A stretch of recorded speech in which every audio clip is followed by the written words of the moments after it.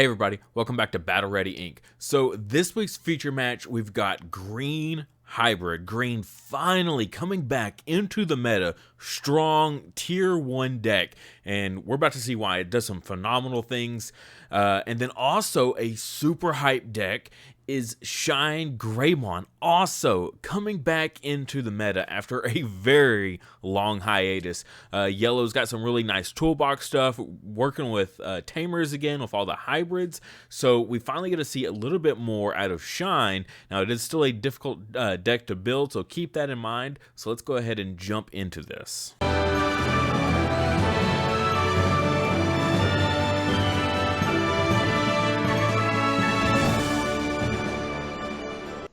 Don't forget, our memory marker for the month of February is going to be the Armor Egg of Friendship here. So, Ragermon, this is going to be an awesome egg memory marker for that. Now, this is for when the armor eggs come out, which will be next set. So, BT8, we'll see a lot more value out of this with that Ragermon. Going to be in armors, as well as it's going to be in the Pyildramon and Purodramon deck that has just been absolutely killing it in the JP format for a while now. So that'll be a great memory marker to use when that deck hits. Now, if you want any of our previous memory markers we've had on the channel, check the coffee link in the description below. There you can get access to all the previous memory markers we've had on the channel. The benefit, though, if you get the featured memory marker on Patreon, is usually you get a better deal with it. Alright, so jumping right in here, Green going first. We got the Argomon egg, and there we see the Terriermon assistant. So you're going to get the draw for the Evo, and then when you promote up, you'll get that Digiburst for potentially even more draw value. Now we see the new Bokomon, and this thing is absolutely insane in hybrid decks. So reveal, I believe it's top 5, and you can add 1 hybrid and 1 tamer to hand. Such a powerful search card for sure. So it does hit a tamer there, and now you get to see they're going to take the level 5 or the level 4.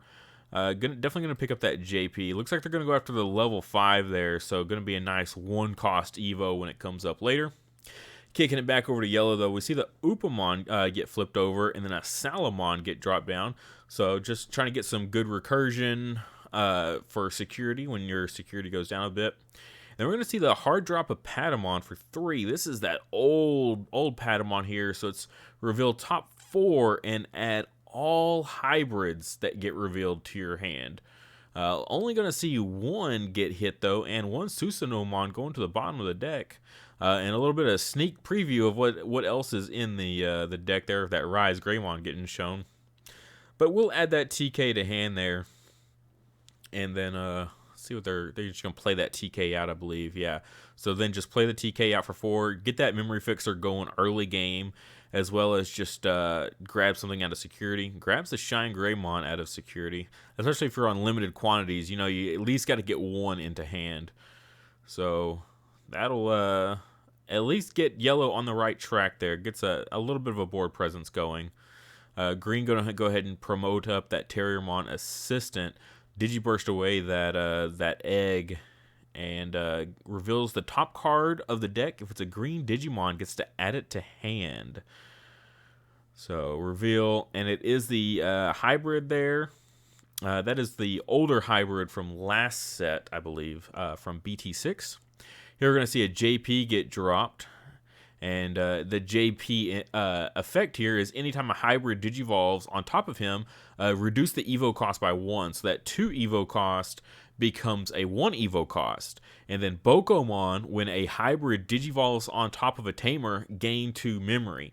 So literally, with those 2 on field, if you evolve into a level 4, you will always gain 1 memory. Like, how insane is that? And then we're going to see the level 4 then will suspend anything with 6,000 DP or lower for that when digivolving effect.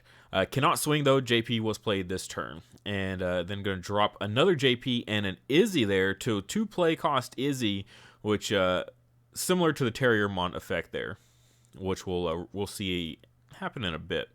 Here, Patamon going to go ahead and swing in Will die, I guess, when you know the opponent has piercing and things like that. Also, place the TK in Kari. So, swing in, lowering your opponent's security is an interesting choice for sure. There we see another Terriermon assistant get evoed. So, the fact that they did that like that is very interesting because then that makes the opponent able to swing in at your security if they choose. Also, it's almost like having a deterrent on field. Your opponent doesn't want to lower your security lower than whatever theirs is. So it's almost like a good stall card in a way. Here we're going to see the Beetlemon Evo and reveal, I believe it's top 5, gets to add a JP and a hybrid Digimon to hand. So it looks like they do hit into, I believe that was the level 5, or it was another one of the level 4s. Here we do see the level 5 come down 1 Evo cost because there is a Tamer in the Digivolution sources, so it'll reduce that Evo cost down to 1 for that level 5. Very, very powerful. And there we do see the Izzy trigger. Now that level 5 is on field, you can suspend him, reveal top card of the deck. If it's a green Digimon, add it to hand. And then Terriermon just getting hard played there to pass turn. Did not choose to swing into security. So actually an incredibly, incredibly good choice here. We see a Kazimon get evoed in raising area. Definitely a desperation play here. Opponent's going to have 6 on field next turn. Potentially more of that Izzy. Going to be in a tight spot. So trying to get that security up a little bit with the reinforce here. Neither target very good in this situation though. Adds the Nemon to hand and just puts that poor Salamon easy to run over. At least got the security up a little bit. Yeah, they're going to see that promotion up of the Terriermon. Going to go and Digiburst away and reveal the top card of the deck. Green Digimon. Yep, add it to hand. So the assistants are really good. You don't really have a whole lot of rookies that Digivolve in raising area with hybrid decks. So I really like the draw power. Kind of discussed with the pilot a little bit here. Now they're just kind of swinging in of what to put in there, because a lot of green has some really good on play stuff. We saw like the one that adds a tamer or a hybrid to hand already, but the raising area Digivolves, we saw both Terriermon. So the memory blockers are really good because it stops those Bokomons, but also that assistant. You're going to get the draw off of the Evo in raising, and then you're also going to get a potential second draw with that Digiburst. And then here we see that hybrid come down on that Izzy there. Uses the Bokomon, so it doesn't even cost anything. Then swings with the Bokomon. Very, very smart play there. And there, so game's over, but Yellow's just like, oh man, 1 turn off.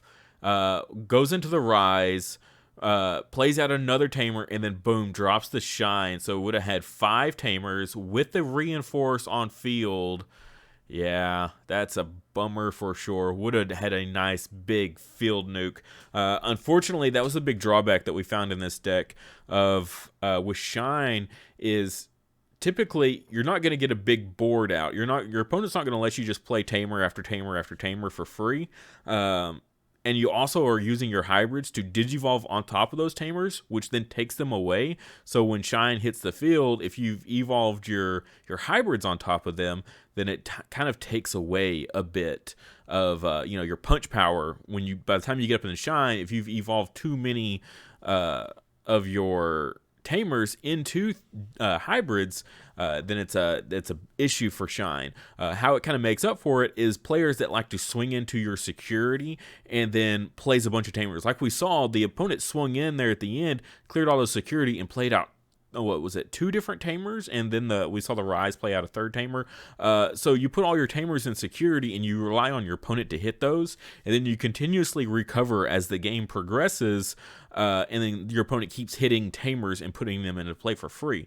Now, if your opponent is smart, like this green player was, and you don't swing in until you are ready, then you don't get any of that value for Shine, and then it really struggles for sure. So you're trying to play this balancing game of evolving into something on field that'll stick, as well as going super wide on the board, kind of difficult. One of the really nice tricks is if you can get the duo tamer on field and somehow get your security lower than your opponent's, then you're just going to generate insane value.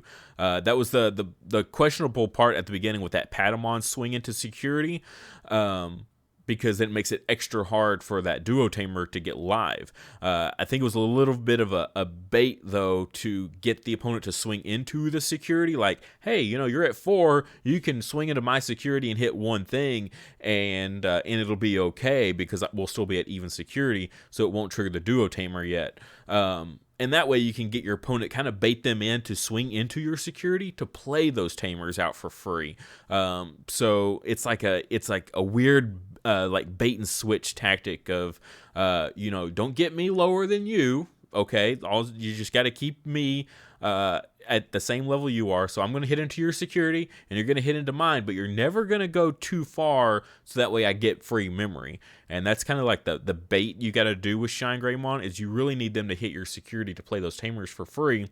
But at the same time, your opponent's not going to want to swing so many times that the duo tamers become live. So it's a hard balancing act for sure to try to deal with.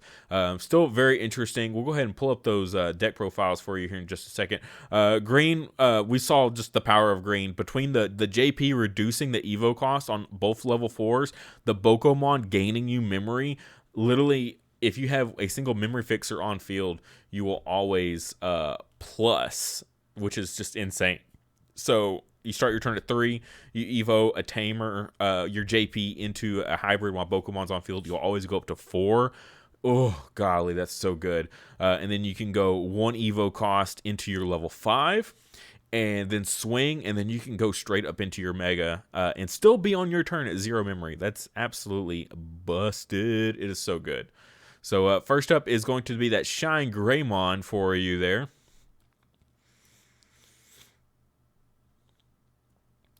And then next up is green here. And with the green, the only thing we thought could change a little bit is the Mimi, just because you don't really do a whole lot of egg hatching in this, and then like constantly pushing those up. And actually a Ken might be a bit better of a choice, both for memory fixers, but that Ken can actually get you more memory. So those crazy long turns can actually get even longer when you start gaining memory off of the Ken as well. So potentially, if you kind of look at it, the memory fixer is gaining you possibly 2, and then a third one if you delete something.